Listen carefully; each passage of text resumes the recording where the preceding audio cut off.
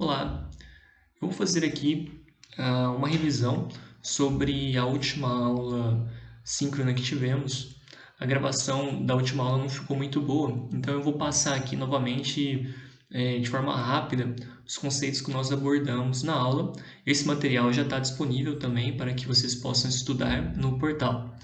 Bom, nós falamos então no capítulo 6 sobre sistemas com N graus de liberdade. E no caso, nós estamos utilizando esses sistemas, que são denominados sistemas com parâmetros concentrados, para representar sistemas contínuos completos. No caso dos sistemas contínuos, as equações diferenciais que representam esse sistema são equações diferenciais parciais, que são muitas vezes difíceis ou até impossíveis de serem resolvidas. Portanto, nós simplificamos um sistema contínuo que possui infinitos graus de liberdade, nós representamos ele com esses sistemas utilizando parâmetros concentrados. Aqui, por exemplo, esse edifício constituído aqui por 3 andares, cada andar pode ser representado por uma massa concentrada, conforme mostrado, e a rigidez da estrutura metálica pode ser representado por um sistema de molas. Então, a massa distribuída aqui desse sistema contínuo ela é substituída por um número finito de massas.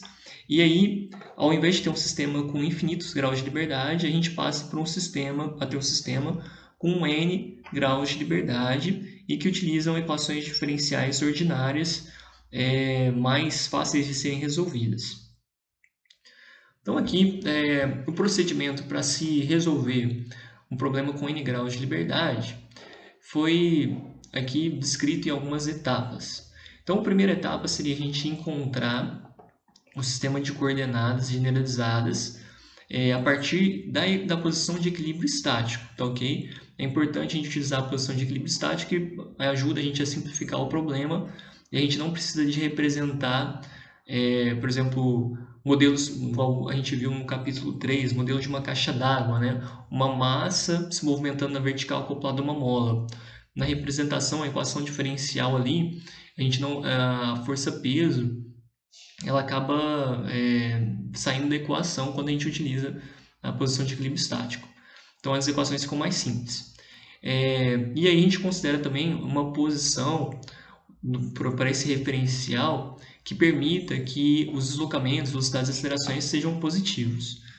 Aqui, a segunda etapa seria desenhar o diagrama de corpo livre para todas as massas ou, então, para uma das massas que seja representativa das demais.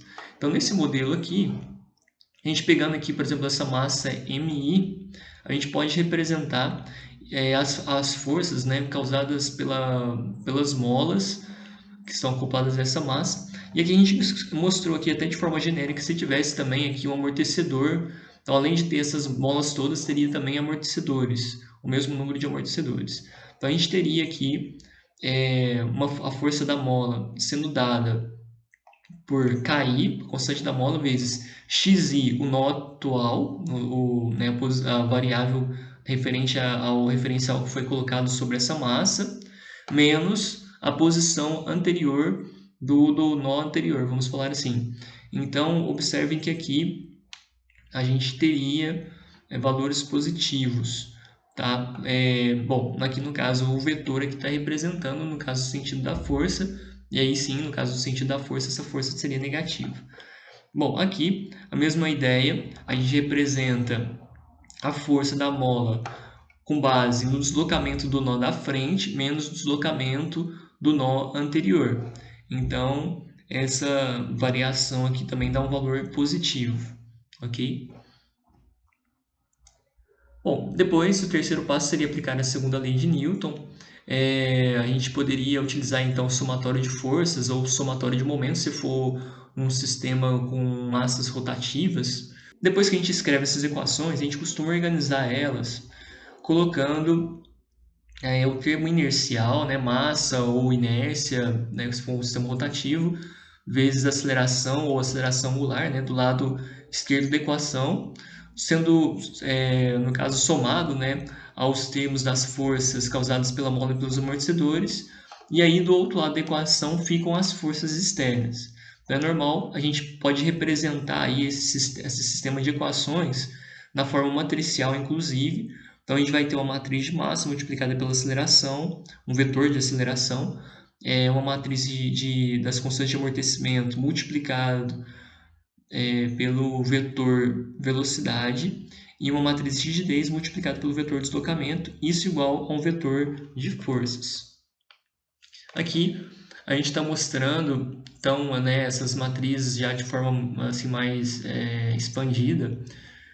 Bom, a gente pode verificar aqui, no caso, para aquele sistema que a gente analisou anteriormente, então, a gente teria aqui uma matriz de massa com a diagonal principal sendo os elementos de massa lá daquele sistema, e aí a gente tem aqui a matriz das constantes de amortecimento e da rigidez. Observe que são matrizes simétricas, tá? Aqui está mostrando os vetores também que a gente comentou anteriormente, o vetor de força. A gente pode, inclusive, escrever essas matrizes de massa, rigidez e amortecimento de forma genérica, conforme está sendo mostrado aqui. Ó. A gente teria aqui o elemento massa 1, na primeira linha, então 1, 2, 3 e 1N. Na segunda linha, a gente teria o termo 2, 1, só que 2, 1, por ser uma matriz simétrica, a gente observa que M21 é igual a M12, ok? Então, a gente poderia escrever aqui tanto M21 quanto M12. Na sequência, M22, M23, assim por diante. E aí, a mesma coisa para as demais matrizes. Essa representação aí, então, de forma genérica. Bom, e aí é interessante a gente falar de algumas questões em relação às coordenadas, né, definidas para esse sistema mecânico. Essas coordenadas elas estão acopladas, ou seja, a gente pode verificar aqui nas equações que a primeira equação aqui referente à massa MI, ela possui coordenadas xi, xi menos 1, xi mais 1. Então, é um sistema de coordenadas acopladas, tá? E aí, para resolver esse problema, a gente precisa de resolver esse sistema de equação de forma simultânea. Além disso, a gente pode falar aqui que o sistema ele é estaticamente acoplado em relação à rigidez, em relação à matriz de rigidez. O que seria isso? Então, ele seria estaticamente acoplado quando a matriz de rigidez possui no mínimo um termo não zero fora da diagonal principal. Vamos ver aqui, ó. Então, aqui a gente tem a diagonal principal. Se a gente tiver aqui um elemento, por exemplo, aqui, ó, K2, é um elemento diferente de zero, ele está fora da diagonal principal. Então, esse sistema mecânico aqui, a gente poderia dizer que ele é um sistema estaticamente acoplado. E analisando a matriz de massa, se a gente tivesse algum elemento de massa aqui fora da diagonal principal com valor diferente de zero, a gente poderia dizer também que esse sistema é dinamicamente acoplado. Logo, um sistema mecânico ele poderia ser tanto estaticamente quanto dinamicamente acoplado. Esse sistema aqui, no caso, ele é apenas estaticamente acoplado. E aqui um exemplo para a gente entender melhor, então, o uso dessa forma genérica, da forma matricial genérica e também dessa ideia de sistema estaticamente acoplado e sistema dinamicamente acoplado. Então, a gente vê aqui um modelo bem simples, né? Assim, até a princípio aqui, quando a gente olha para esse modelo, a gente pode assustar um pouquinho, mas é um modelo muito fácil de obter as equações de movimento. Esses modelos aqui constituídos por massa mole e amortecedor se movimentando na vertical. Vejam só, a gente tem aqui nesse modelo três massas, M1, M2 e M3. Tá? E a gente definiu aqui também três coordenadas, três variáveis, né? Então x1, x2 e x3, então, que representam a movimentação de cada uma dessas massas na vertical, e foi também aplicada uma força externa em cada uma das massas, F1, F2 e F3. Bom, como que a gente monta então esse sistema de equação na forma matricial? A gente pode escrever já aqui os vetores de aceleração, né? O vetor velocidade, o vetor posição e o vetor das forças. E a gente vê que o problema, como tem três massas, as matrizes são simétricas. Logo, a matriz vai ser uma matriz 3 por 3. Tá ok? São três coordenadas. Então, vai gerar esse sistema de matrizes, né, constituído matrizes simétricas 3×3. Bom, e aí, vamos analisar aqui a matriz de massa. A gente verifica que são 3 massas aqui individuais. Então, a gente gera essa matriz com a diagonal sendo representada, então, as 3 massas na diagonal principal.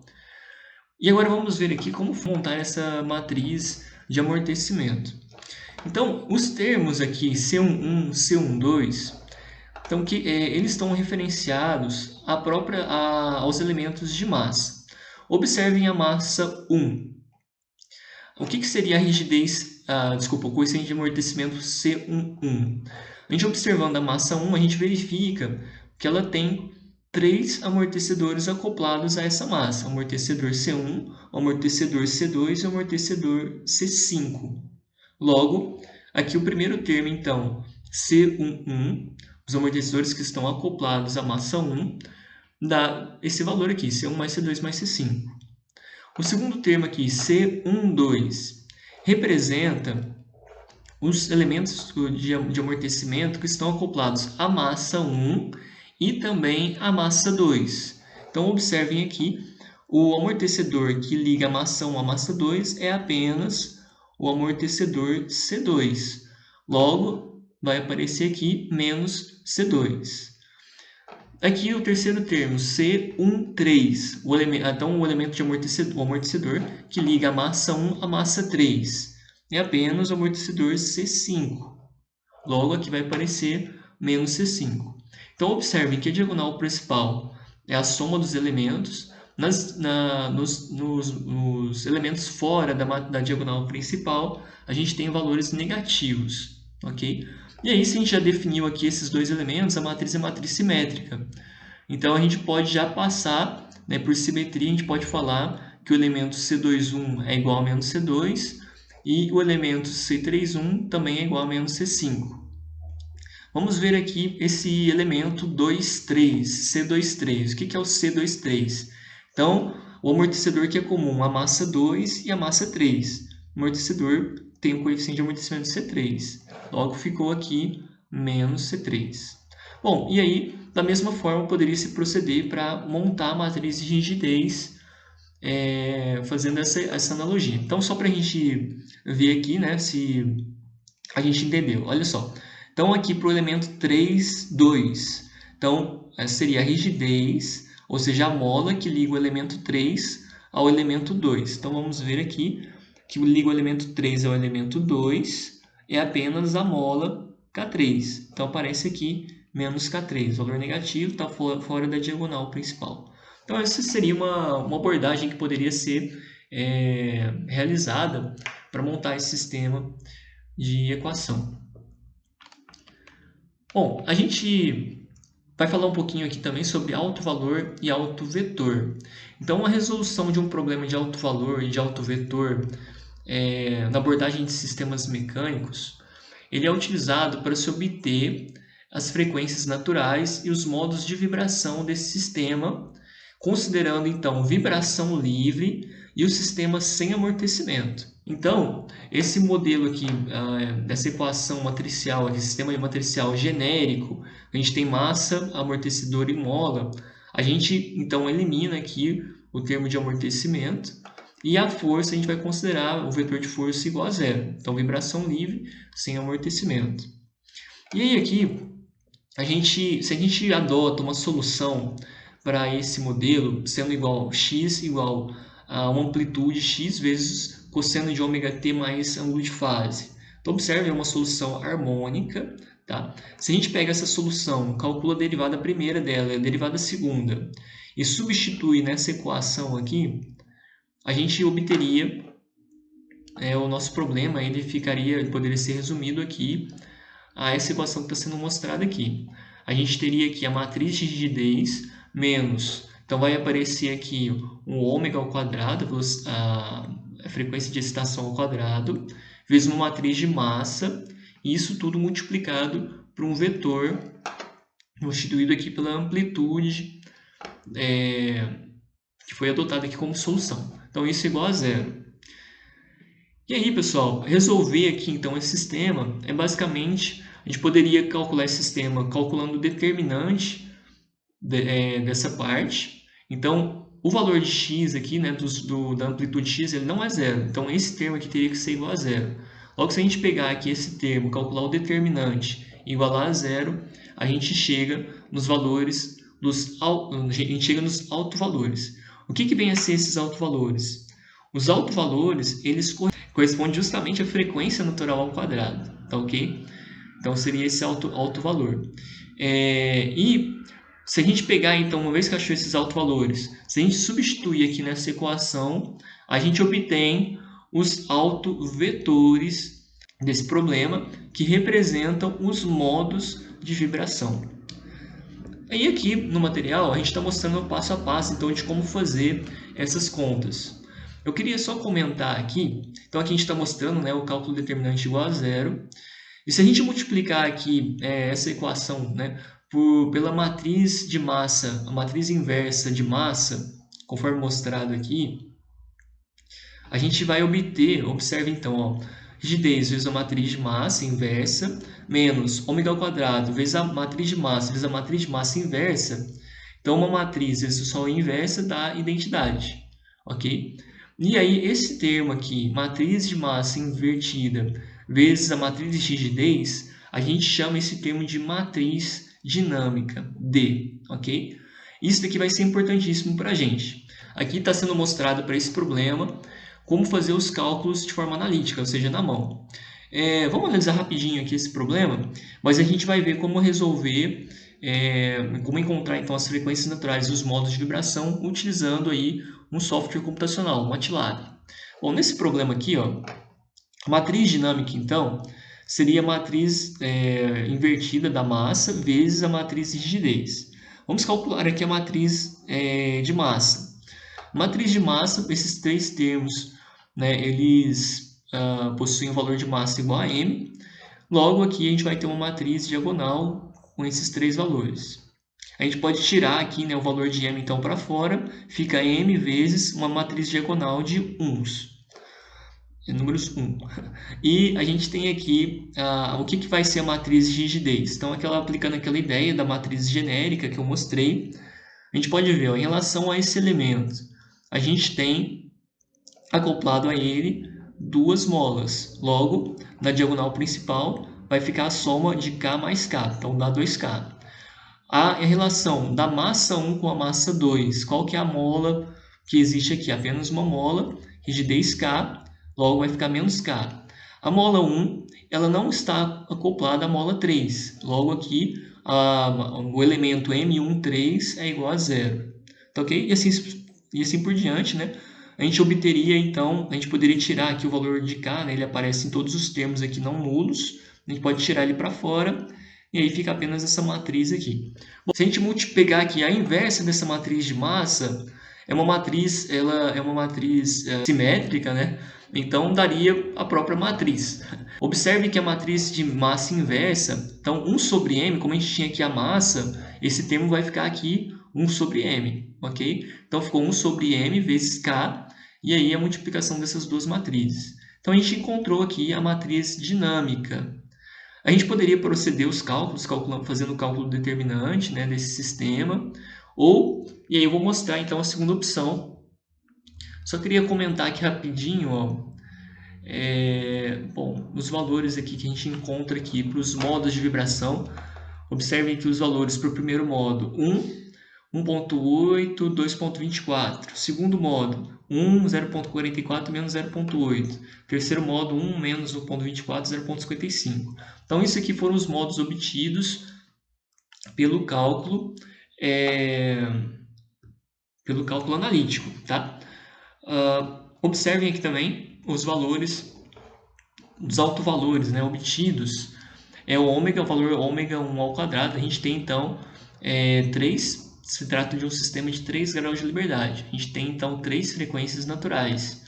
E aí o alto valor é 0.19 aqui vezes K sobre M. Então a gente tem aqui, então cuidado que tem, a gente vai obter aqui, né, no caso obter a frequência natural mesmo, a gente tem que tirar a raiz do valor aqui mostrado. Então, ok? Aqui então são mostradas as frequências naturais. Bom, vamos lá no software, então, a gente pode simplesmente inserir essa matriz aqui lá no software, fazer a declaração dessa matriz. Vamos lá. Então, aqui, pessoal, a gente fez a declaração aqui daquela matriz dinâmica que a gente encontrou. Então, a gente tem aqui, para declarar a primeira linha da matriz, então 2 menos 1, 0, ponto e vírgula, segunda linha, ponto e vírgula, terceira linha. Então, ok. E, no caso, para calcular os autovalores e autovetores, a gente usa o comando aig. A gente vai salvar esses autovetores aqui no VE, os autovalores em VA. Então, ele calcula aqui para a gente, observe que VA dá para a gente essa matriz, né, com a diagonal principal sendo mostrada os valores de frequência natural ao quadrado. Tá? Então, esses valores aqui são ômega ao quadrado. E o VE, conforme mostrado aqui, ele está relacionado aos modos de vibração. Cada coluna aqui está relacionado a um modo de vibração. Vou voltar aqui então ao material para a gente ver mais detalhadamente. Então, observem aqui, né, foram aqui a matriz dos autovalores e aqui em relação aos autovetores, né, em relação aos autovetores. Comentei, esse termo aqui, ele corresponde a ômega ao quadrado. Logo, para obter a raiz, né, tirar a raiz, a gente obtém a frequência natural mesmo.